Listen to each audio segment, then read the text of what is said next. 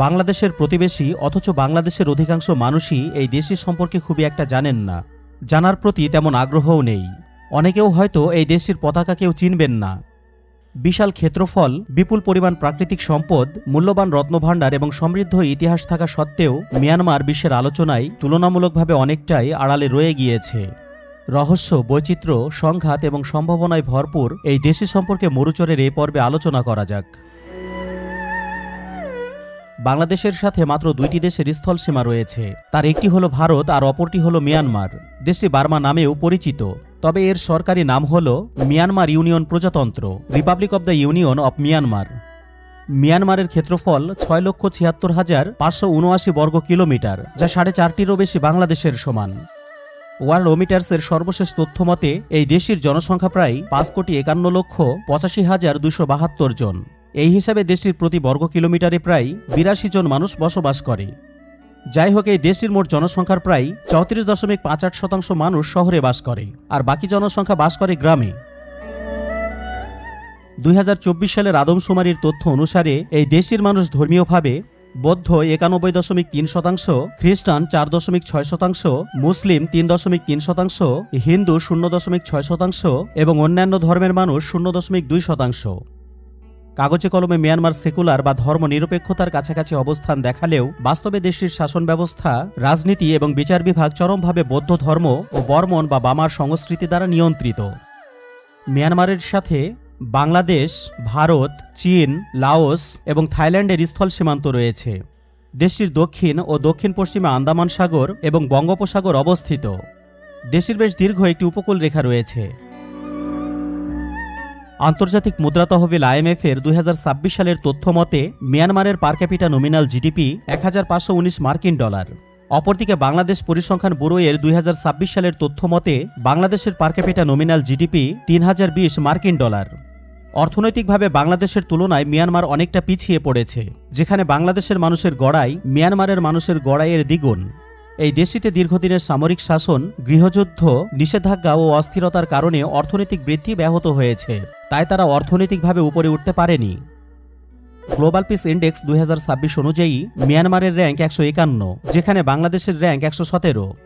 এই সূচক থেকে স্পষ্ট বোঝা যায় যে মিয়ানমার বিশ্বের সবচেয়ে অশান্ত দেশগুলির মধ্যে একটি। বাংলাদেশ তুলনামূলক বেশ শান্তিপূর্ণ, যদিও বাংলাদেশের র্যাঙ্কও ভালো নয়। কৃষি হল মিয়ানমারের অর্থনীতির মূল চালিকা শক্তি এবং গ্রামীণ মানুষের জীবন জীবিকার প্রধান উৎস। দেশের মোট কর্মসংস্থানের অর্ধেকই এই কৃষিখাতের সাথে জড়িত। মিয়ানমারের উর্বর মাটি এবং মৌসুমী জলবায়ু চাষাবাদের জন্য অত্যন্ত উপযোগী, ফলে বছরের বিভিন্ন সময়ে নানা ধরনের ফসল উৎপাদিত হয়। এই দেশটির প্রধান কৃষিপণ্য হল ধান। একসময় দেশটি এশিয়ার বৃহত্তম চাল রপ্তানিকারক দেশগুলির মধ্যে ছিল। বর্ষাকালে এখানে ব্যাপক হারে ধান চাষ করা হয়, তবে শীত ও গ্রীষ্মের মৌসুমে তারা বিভিন্ন ধরনের ডাল যেমন মুগ বা ছোলা ইত্যাদি চাষ করে থাকে। পাশাপাশি দেশটিতে তেলবীজ, ভুট্টা, আখ এবং নানা জাতীয় ফসল উৎপাদিত হয়।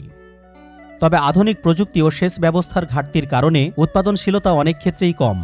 গৃহযুদ্ধ, জ্বালানি সংকট, সার ও বীজের মূল্যবৃদ্ধি, জলবায়ু পরিবর্তনজনিত বন্যা, খরা এবং অবকাঠামোগত দুর্বলতার কারণে উৎপাদনশীলতা এখানে তেমন একটি বেশি নয়। মিয়ানমারের বর্তমান প্রশাসনিক রাজধানী হল নেপিডো। এর আগে রাজধানী ছিল ইয়াঙ্গুন। ইয়াঙ্গুন বর্তমানে রাজধানী না হলেও এই দেশটির সবচেয়ে বড় শহর। বর্তমান রাজধানী নেপিডো বিশ্ব রাজনীতি ও ইতিহাসের অন্যতম এক অদ্ভুত এবং রহস্যময় শহর। 2005 সালের 6 নভেম্বর দেশটির তৎকালীন সামরিক জান্তা সরকার কোনো রকম আগাম ঘোষণা ছাড়াই রাতারাতি পূর্বের রাজধানী ইয়াঙ্গুন থেকে প্রায় 320 কিলোমিটার দূরে জঙ্গল ঘেরা এই দুর্গম অঞ্চলে রাজধানী স্থানান্তর করে। সম্পূর্ণ পরিকল্পিত এবং আধুনিক সুযোগ সুবিধা দিয়ে তৈরি করা এই নতুন রাজধানীটি ক্ষেত্রফলের দিক থেকে বেশ বড়। নেপিডো শহরটিকে তৈরি করা হয়েছে বিশেষ প্রশাসনিক উদ্দেশ্যে, যেখানে সরকারি দপ্তরগুলি অবস্থিত। এই শহরটির রাস্তা খুবই প্রশস্ত এবং অবকাঠামো আধুনিক হলেও এখানকার জনসংখ্যা তুলনামূলকভাবে অনেক কম। এত বড় এবং আধুনিক শহর হওয়া সত্ত্বেও এখানে সাধারণ মানুষের সমাগম বা কর্মব্যস্ততা নেই বললেই চলে, যার কারণে আন্তর্জাতিক গণমাধ্যমে একে প্রায়শই ভুতুড়ে শহর হিসেবে উল্লেখ করা হয়। তবে ইয়াঙ্গুন এখনও দেশের বাণিজ্যিক ও জনবহুল প্রধান শহর হিসেবে এই দেশটিতে রয়ে গিয়েছে, যেখানে নেপিডো কেবলমাত্র প্রশাসনিক কেন্দ্র। মিয়ানমারের অফিসিয়াল রাষ্ট্রভাষা হল বার্মিজ। বার্মিজ ভাষাতে মিয়ানমারের প্রায় 80% লোক কথা বলতে পারেন। বার্মিজ ভাষা দেখতে এমন, যা শুনতে এমন। এর অর্থ হল আমরা এক পৃথিবীর মানুষ। মিয়ানমারের সরকারি মুদ্রার নাম হলো কিয়াত। বাংলাদেশের 100 টাকার বিনিময়ে আপনি মিয়ানমারের 1707 কিয়াত পাবেন, অর্থাৎ মিয়ানমারের মুদ্রা অত্যন্ত দুর্বল। এই দুর্বলতার কারণে দেশের আমদানি পণ্যের দাম আকাশছোঁয়া হয়েছে এবং সাধারণ মানুষের জীবনযাত্রা অত্যন্ত কষ্টসাধ্য হয়ে পড়েছে। মিয়ানমারের মুদ্রার মান কেন এত কম? সামরিক অভ্যুত্থান এবং তীব্র গৃহযুদ্ধের কারণে মিয়ানমারের উৎপাদন ব্যবস্থা ও বৈদেশিক বাণিজ্য পুরোপুরি ভেঙে পড়েছে, যার সরাসরি প্রভাব পড়েছে দেশটির অর্থনীতিতে। পশ্চিমা দেশগুলোর কঠোর অর্থনৈতিক নিষেধাজ্ঞার ফলে দেশটিতে বিদেশি বিনিয়োগ প্রায় বন্ধ হয়ে গিয়েছে এবং ডলারের তীব্র সংকট তৈরি হয়েছে। এই পরিস্থিতি সামাল দিতে জান্তা সরকার বাজারকে সচল রাখতে খুব বেশি বেশি নতুন নোট বা কিয়াত ছাপাচ্ছে, যা দেশটিতে ভয়াবহ মুদ্রাস্ফীতি ঘটিয়েছে। ফলস্বরূপ নিজেদের মুদ্রার উপর জনগণের আস্থা একেবারে শূন্যের কোঠায় গিয়ে থেমেছে। বিশ্বব্যাংকের তথ্য অনুসারে এই দেশের প্রায় অর্ধেক মানুষই চরম দারিদ্র্যসীমার নিচে বসবাস করছে। করাপশন পারসেপশন ইন্ডেক্স 2025 অনুসারে মিয়ানমারের স্কোর 16, যেখানে বাংলাদেশের স্কোর 24। আন্তর্জাতিকভাবে 100 স্কোরের মধ্যে যে দেশের স্কোর যত কম, সেই দেশ তত বেশি দুর্নীতিগ্রস্ত। এখানে 16 স্কোর নিয়ে মিয়ানমার দুর্নীতির এক অন্ধকার অতল গহরে অবস্থান করছে। বাংলাদেশের স্কোর 24, যা মোটামুটি ভয়াবহ, তবে মিয়ানমারের চেয়ে বেশ ভালো। অন্যান্য দেশের তুলনায় মিয়ানমারে ইন্টারনেটের ব্যবহার তুলনামূলকভাবে অনেকটাই কম। মিয়ানমার বিশ্বের বৃহত্তম আফিম উৎপাদনকারী দেশ। এই দেশই বিশ্বের মোট 25% আফিম উৎপাদন করে। কিছু বছর আগেও আফগানিস্তান প্রথম অবস্থানে ছিল। যাই হোক, মিয়ানমারের আফিম উৎপাদন অঞ্চলটি গোল্ডেন ট্রায়াঙ্গেলের অংশ। গোল্ডেন ট্রায়াঙ্গেল হল দক্ষিণ পূর্ব এশিয়ার একটি পার্বত্য অঞ্চল, যেখানে মিয়ানমার, লাওস ও থাইল্যান্ডের সীমান্ত মিলিত হয়েছে। এই অঞ্চলটি দীর্ঘদিন ধরে অবৈধ আফিম ও মাদক উৎপাদনের জন্য বিশ্বজুড়ে পরিচিত। অভাবের কারণে আফিম উৎপাদন দরিদ্র কৃষকদের কাছে আকর্ষণীয়, কারণ আফিম থেকে ধানের তুলনায় 17 গুণ বেশি অর্থ পাওয়া যায়। মিয়ানমারের মোগক অঞ্চলের চুনি বা রুবি পৃথিবীর সবচেয়ে সেরা মানের রুবি ধরা হয়, যা আন্তর্জাতিক বাজারে পায়রা রক্তবর্ণ পিজন্স ব্লাড রুবি নামে পরিচিত। এছাড়াও বিশ্বের প্রায় 70% প্রিমিয়াম কোয়ালিটির জেড বা যশোদ পাথর মিয়ানমারেই উৎপাদিত হয়। মিয়ানমার দক্ষিণ পূর্ব এশিয়ার অন্যতম বনাঞ্চল সমৃদ্ধ দেশ। এই দেশের মোট ভূখণ্ডের প্রায় 42% এলাকা জুড়েই বিশাল বনভূমি রয়েছে। ওয়ার্ল্ড হ্যাপিনেস রিপোর্ট 2026 অনুযায়ী মিয়ানমারের র্যাঙ্ক 129, যেখানে বাংলাদেশের র্যাঙ্ক 127। এই দুইটি দেশের মানুষের সুখের অনুভূতি প্রায় একই রকম, যা অত্যন্ত কম। এখান থেকে এই সিদ্ধান্ত গ্রহণ করা যেতে পারে, অর্থনৈতিক সমৃদ্ধি বা অবকাঠামোগত উন্নয়নই মানুষের মানসিক সুখের একমাত্র চাবিকাঠি নয়। কেননা বাংলাদেশ অর্থনৈতিকভাবে মিয়ানমারের চেয়ে অনেকটা এগিয়ে, অথচ সুখের দিক থেকে তারা প্রায় সমান।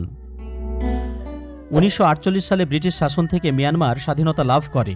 1962 সালের সামরিক অভ্যুত্থানের পর দীর্ঘদিন সামরিক শাসন চলে। 1989 সাল পর্যন্ত এই দেশটির নাম ছিল বার্মা। সেই বছর অর্থাৎ 1989 সালে এই দেশটির নাম বার্মা থেকে পরিবর্তন করে মিয়ানমার রাখা হয়। 2011 সালের পর থেকে আংশিক গণতান্ত্রিক পরিবর্তন হলেও 2021 সালের ফেব্রুয়ারি মাসে আবার নতুন করে অভ্যুত্থানের ফলে সামরিক জান্তা ক্ষমতা দখল করে নেয়। সেই অভ্যুত্থানের পর দেশে ব্যাপক প্রতিরোধ ও গৃহযুদ্ধ চলতে শুরু করে। তখন জান্তা সরকার দেশের মাত্র 21% এলাকা নিয়ন্ত্রণ করে।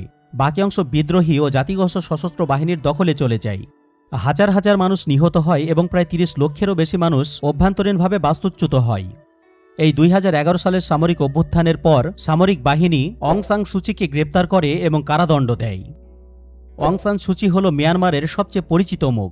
তিনি নোবেল শান্তি পুরস্কার বিজয়ী ও রাজনীতিবিদ।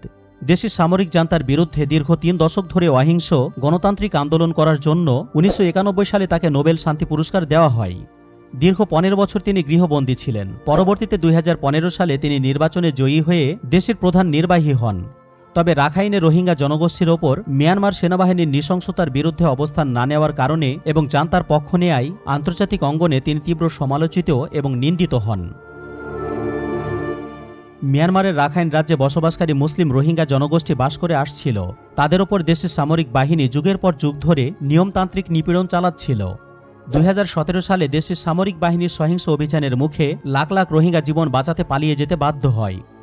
তীব্র সহিংসতা, ঘরবাড়ি পুড়িয়ে দেয়া এবং মানবাধিকার লঙ্ঘনের শিকার হয়ে প্রায় 7.5 লাখেরও বেশি রোহিঙ্গা সীমান্ত পেরিয়ে বাংলাদেশে প্রবেশ করে। বাংলাদেশ মানবিক দিক বিবেচনা করে তাদের আশ্রয় দেয়, যার ফলে কক্সবাজারের রুখিয়া ও টেকনাফ বিশ্বের অন্যতম বৃহত্তম শরণার্থী শিবিরে পরিণত হয়। বর্তমানে বাংলাদেশে 11 লাখেরও বেশি রোহিঙ্গা অবস্থান করছেন, যা বাংলাদেশের অর্থনীতি, পরিবেশ এবং স্থানীয় অবকাঠামোর উপর বিশাল চাপ সৃষ্টি করেছে। বাংলাদেশ প্রথম থেকে এই সংকটের টেকসই সমাধান হিসেবে রোহিঙ্গাদের নিরাপদ, মর্যাদাপূর্ণ ও স্বেচ্ছায় নিজ দেশে প্রত্যাবাসনের জন্য আন্তর্জাতিক সম্প্রদায়ের কাছে জোর দাবি জানিয়ে আসছে। তবে মিয়ানমারের অভ্যন্তরীণ অস্থিতিশীলতা এবং সদিচ্ছার অভাবে দীর্ঘ সময় পার হয়ে গেলেও এই সংকটের কোনো স্থায়ী সমাধান এখনও হয়নি। মিয়ানমার থেকে শরণার্থী যে শুধু বাংলাদেশে এসেছে তাই নয়, বরং আরও কয়েকটি দেশে মানুষ আশ্রয় নিয়েছে। কিন্তু বাংলাদেশে আশ্রয় নেয় এই জনসংখ্যা সবচেয়ে বেশি। বাংলাদেশ বাদেও এই শরণার্থীরা মালয়েশিয়া, ভারত, ইন্দোনেশিয়া, থাইল্যান্ড সহ কিছু দেশে আশ্রয় নিয়েছে। প্রতিবেদনটি যদি আপনার পছন্দ হয়ে থাকে তাহলে অনুরোধ করব বন্ধুদের সাথে শেয়ার করুন।